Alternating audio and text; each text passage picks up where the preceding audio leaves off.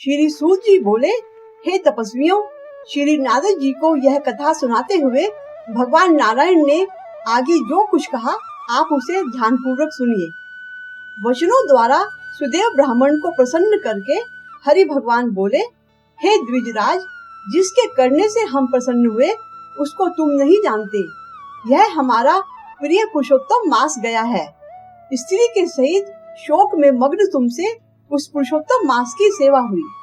हे तपोनिधे, इस पुरुषोत्तम मास में जो एक भी उपवास करता है, हे द्विजोत्तम, वह मनुष्य अनंत पापों को भस्म कर विमान से वैकुंठ लोक को जाता है।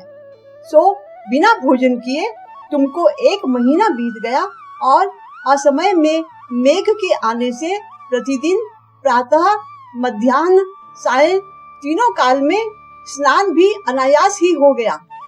उतने ही अखंडित उपवास भी हो गए। शोक रूपी समुद्र में मग्न होने के कारण ज्ञान व शक्ति से हीन तुम्हारे द्वारा अज्ञानता से पुरुषोत्तम का सेवन हुआ। तराजू के एक तरफ पलड़े में वेद में कहे हुए जितने साधन हैं, उन सब को रखकर और दूसरी तरफ पुरुषोत्तम को रखकर देवताओं के सामने ब्रह्मा ने तोलन किया और सब हल्के हो गए। पुरुषोत्तम भारी हो गया।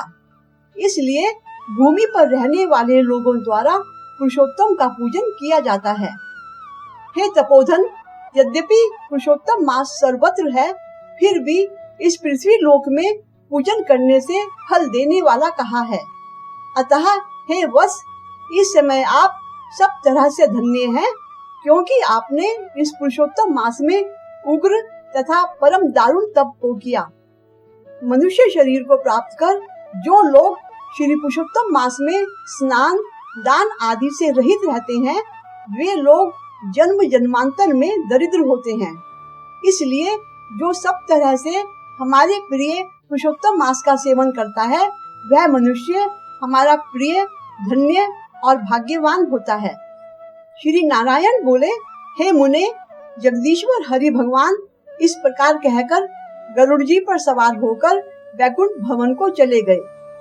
पुरुषोत्तम मास के सेवन से मृत्यु से उठे हुए शुकदेव पुत्र को देखकर सुदेव शर्मा पत्नी सहित अत्यंत प्रसन्न हुए।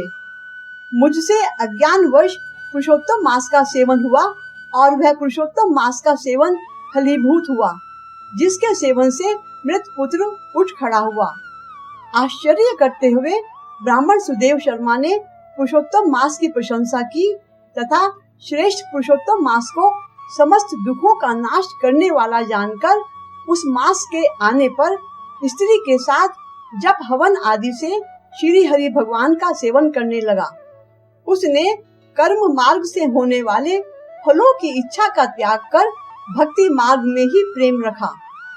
पुत्र शुकदेव ने भी अपने उत्तम कार्यों से अपने पिता को प्रसन्न किया।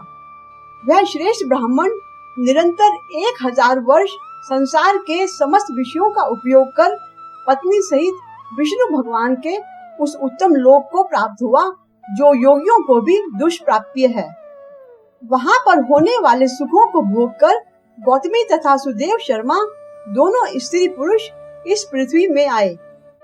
महर्षि वाल्मीकि ने कहा कि हे राजन, वही तुम सुदेव शर्मा इस समय दृढ़धनुमा नाम से प्रसिद्ध होकर पृथ्वी के राजा हुए।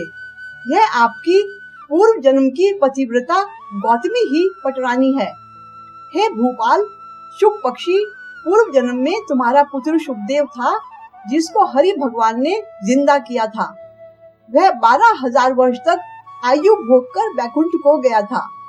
उसने वहाँ वन में तालाब के समीप वट वृक्ष पर बैठकर तुमको पूर्व जन्म के हित चिंतक पिता होने के नाते उपदेश दिया था।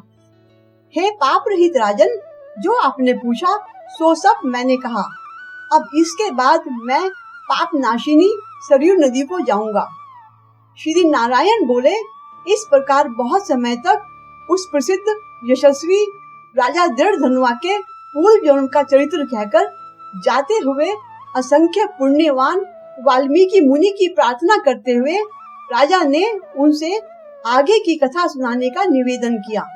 इसके साथ ही श्री नारायण नारद संवाद एवं वाल्मीकि द्वारा दृढ़ धन्वा उपाख्यान नामक 49 अध्याय संपूर्ण होता है।